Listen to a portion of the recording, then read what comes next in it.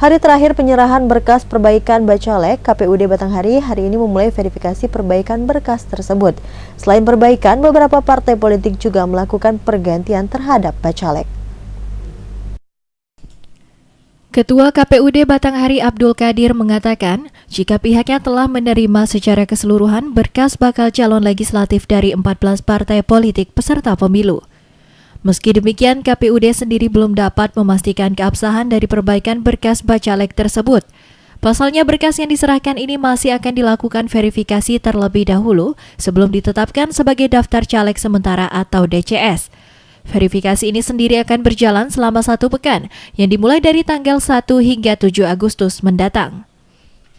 Dalam mereka melakukan perbaikan itu, ada memang beberapa parpol yang melakukan pergantian caleg.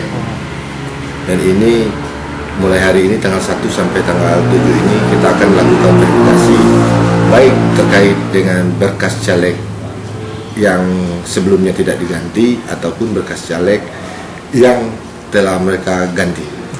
Qadir menambahkan selain perbaikan berkas, terdapat juga beberapa parpol melakukan pergantian Bacalek.